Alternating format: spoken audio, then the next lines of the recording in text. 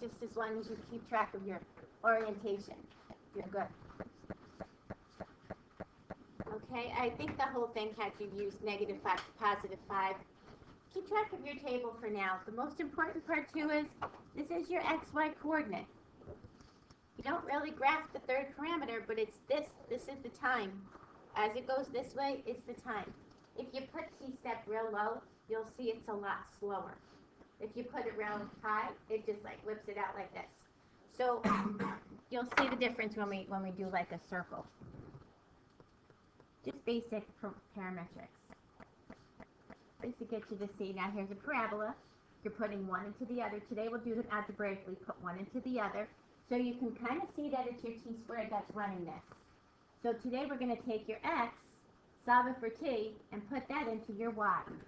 So for instance, if we took this equation and we solved it for t, so we're going to multiply both sides by 4/1. And then we took this and we put this into here. This is what you just got. There's your parabola. See it? The parabola that you graphed. That's what your calculator is doing. It's graphing your parabola. Today we're going to do it algebraically. Put one inside the other. And you actually get it to see that it does make sense. And we expect the parabola. With these coordinates, if I plug the 1 in, my y would be a 16. If I plug the -1 in, my y would be a 16. So you can see where it's going with this.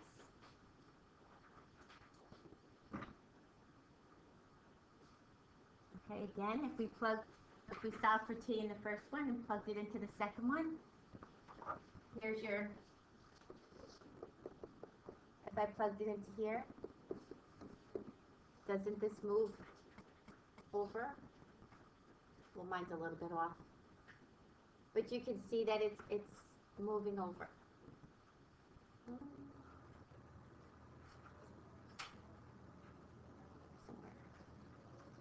Doesn't look right, but we'll see.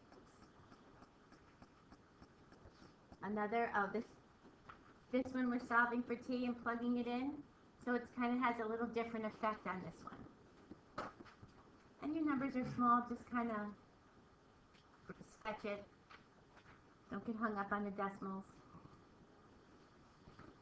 Good?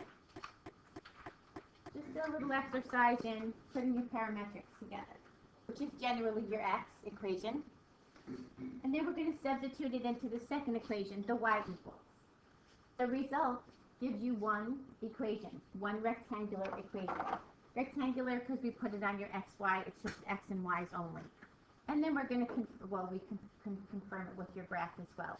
You can put this in your parametric graph, but since we did this for homework, and we know this looked like a parabola, we're going to solve this guy for t. I'm going to do step 1.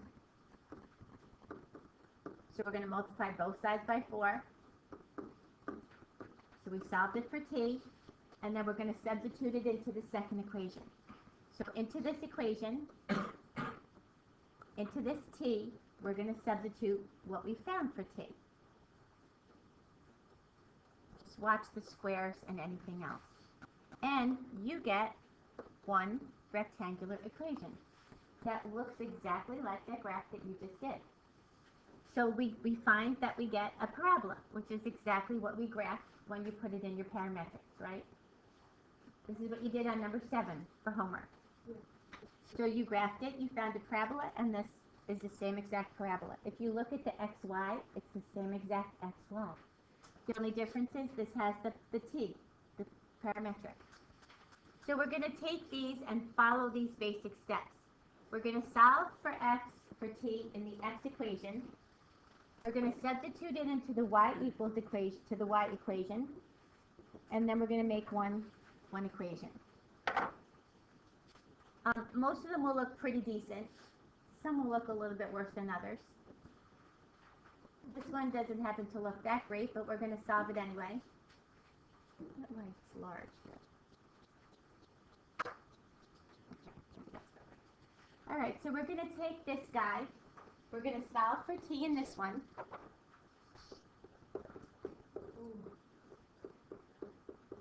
So how can I get rid of a square root sign? Square both sides.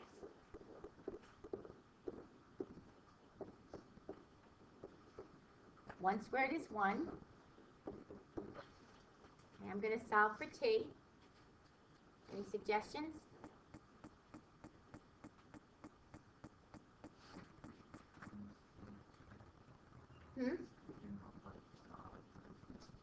So times t plus 1, or you can cross multiply it, whichever one you want to do.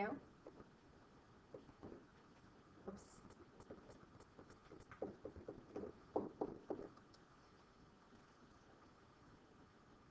Okay. It's not pretty. Subtract x.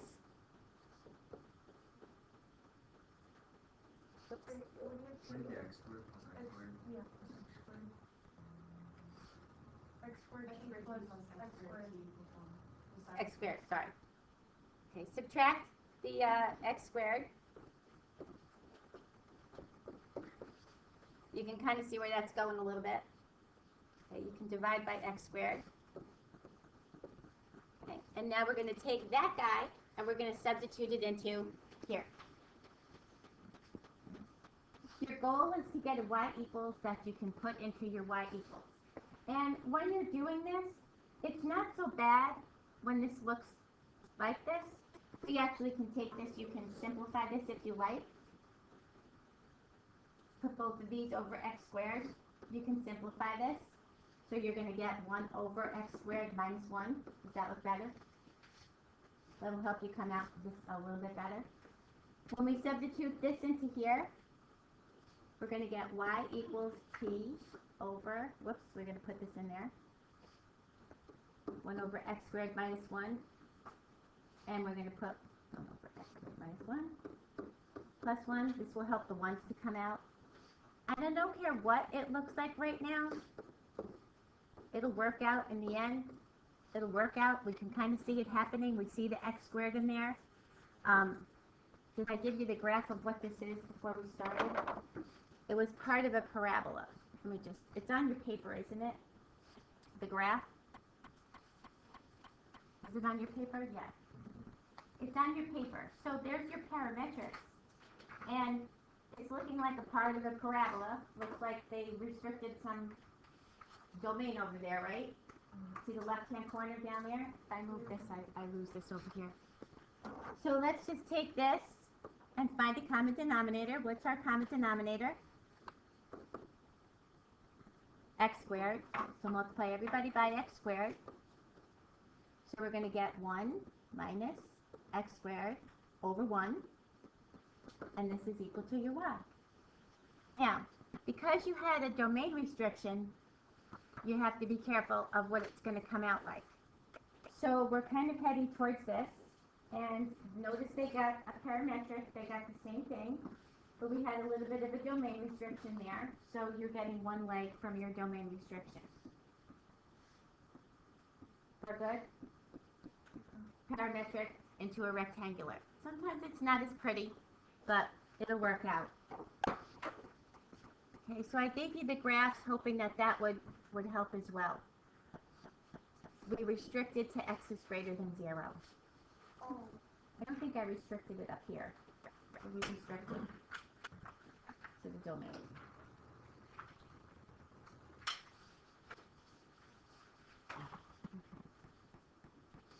All right, these guys, a little bit different.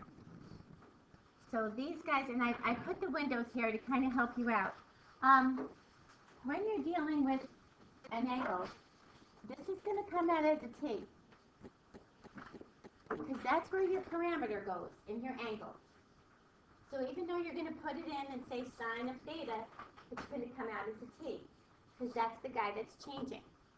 Now, when we do this, we're going to solve for your parametric. We're going to solve for t. This right now is going to be your t. So when you put this in, we're going to divide both sides by 3.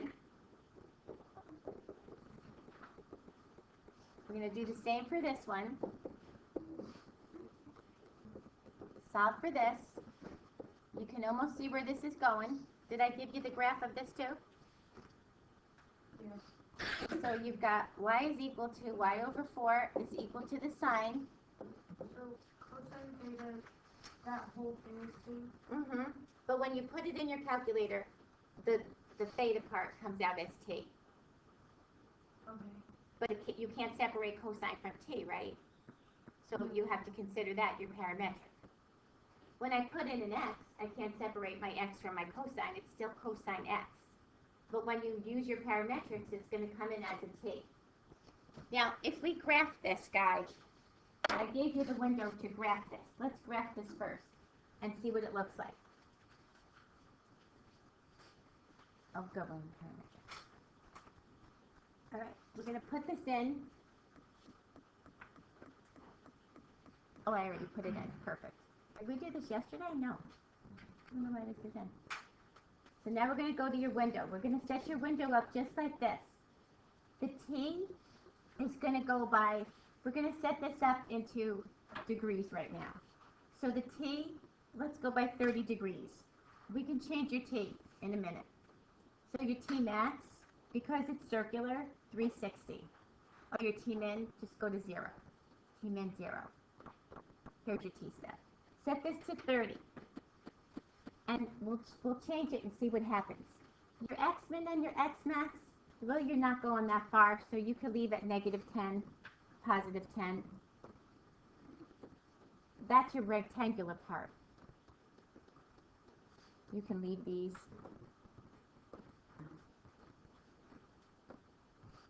And you should be able to see some kind of a graph. Now, oh, my mode is in radians. Sorry. Put your mode in degrees, or you get a very, very strange graph. Now, this kind of almost looks like a circle. The T min and the T up. Put your mode into PAR. Now, you can almost kind of see that this looks like an ellipse. Do you see this goes up 4 and this goes over 3? It looks circular, but do you see the difference, the 4 and the 3? If you zoom 5, you'll see the ellipse. Your calculator distorts this. So if you zoom 5, it'll give you a perfect square. Watch what happens when you zoom 6. See your thing is kind of a little bit off. There's more spaces this way than there are that way. So if you zoom 5, that'll give you technically your perfect square. So can you see your ellipse going up 4 over 3? Yeah. Did everybody get this? Yeah. Using their parametrics? Now, this is a good excuse me, this is a good place to play with your t-step. What? It had changed my t-step. So watch what happens if I set my t-step to 1. Watch how slow it goes.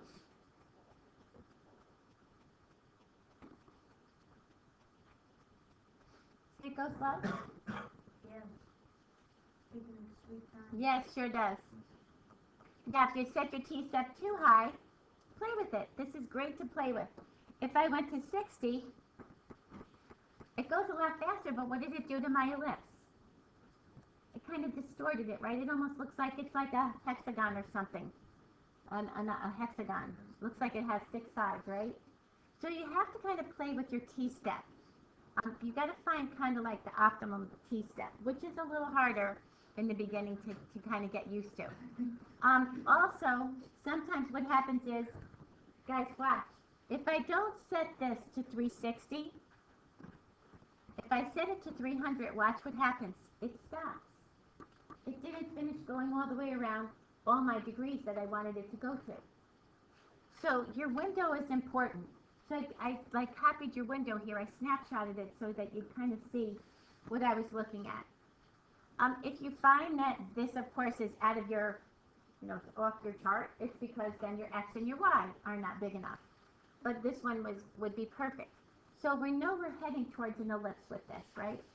It's giving us some kind of an ellipse. And this, again, is good to play with your window.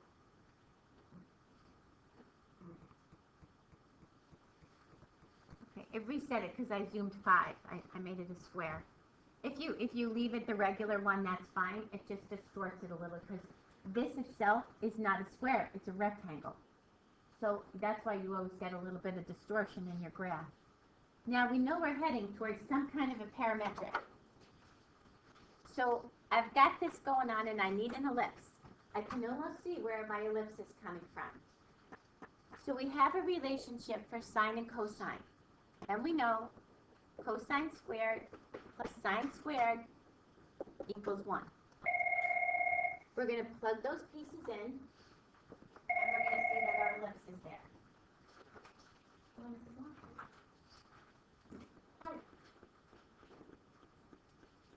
Yes.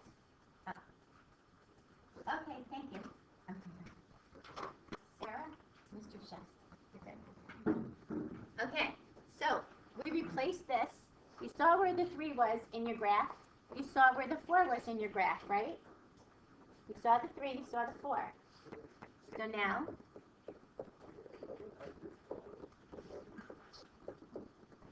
here's the equation of your ellipse.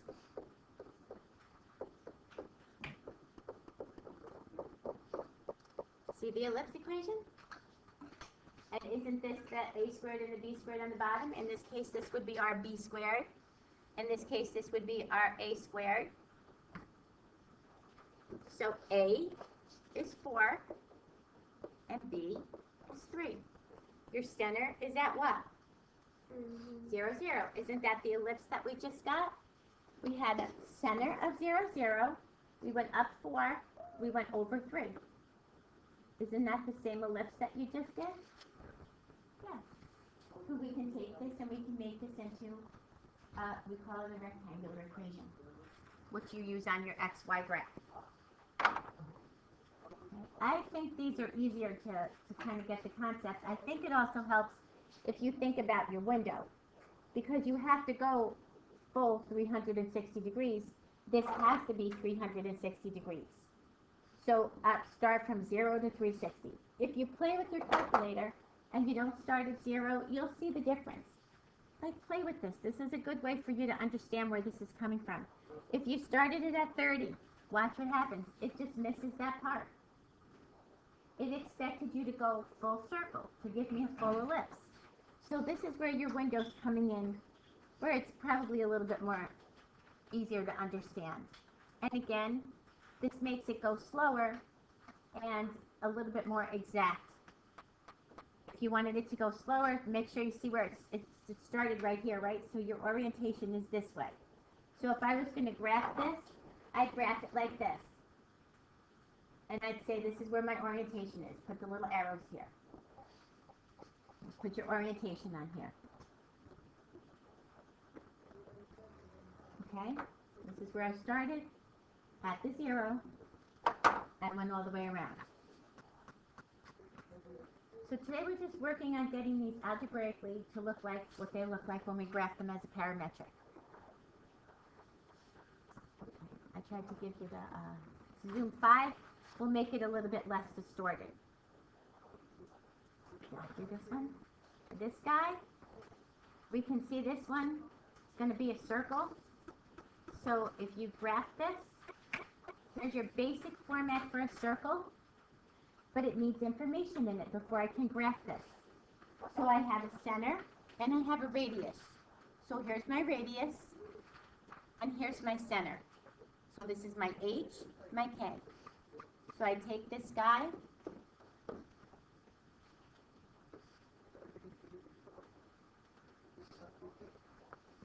and again, this is where your parametric is, the cosine.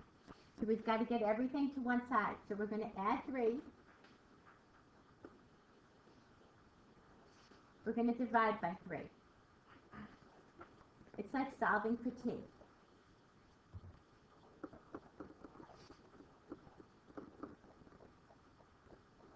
And we're going to do the same thing for this guy. So it's the center that's offset. So we're going to put your 1 in here, your 3 in here. We're going to subtract 1 and divide by 3.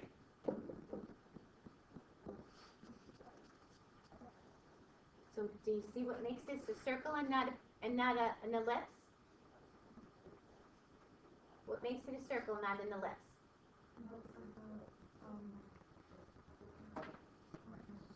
Three. They both have the three, right? A circle is a special kind of ellipse. So now we do cosine squared plus sine squared. So cosine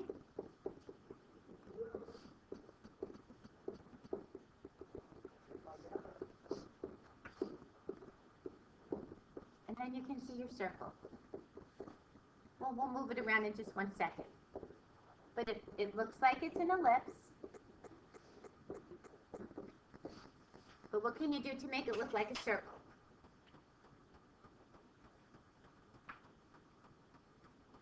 Put it in circle format.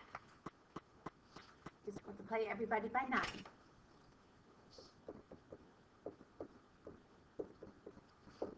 If you would rather look at it like this. So again, you can graph them as two parametrics. Your window's going to be the same from 0 to 360. You're not very far, you're 3, so negative 10 by a positive 10. You can even go negative 5 by a positive 5 and do a perfect square, a perfect circle. Do your zoom square one, and you'll see your perfect circle. And I think I gave you the graph down here. There's your parametric. So if you graph this, this would be your graph of a circle. So we can see that your center is negative 3, 1. There's your center. Negative 3, 1. And it has a radius of 3. 3 over, 3 up. And zoom 5 because it gives you the square look. It's probably the easiest to see a circle. Sometimes your circles on the regular look a little bit different. They look like an ellipse. So we're solving for the parameter in x, and we're substituting it into the y, except that the ones with the cosine and the sines, we solve both equations for their parameter. We can't separate the t from the cosine or from the sine. So we solve for sine, we solve for cosine, and then we use our one identity, our Pythagorean identity, to help us get it into a rectangular equation. And again, play with your t-step in this. These are great to play with your t-steps because you'll see right away when it doesn't look right. If it's too slow, if it's like making it not smooth, it's kind of a better way to see your t-step.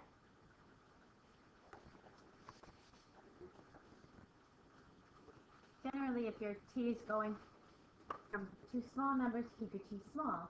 If it's going to a larger number, make it a little bigger. It takes a little bit longer. When we do the applications, because we work with like a baseball field and maybe like 350 yards in your baseball field, or feet, 350 feet in your baseball field, that'd be a heck of a big baseball field in yards, right? So if you go 350 feet and you go actually like 1 foot, the thing goes so slow. So you'll see more of that when we hit the applications. Questions at all?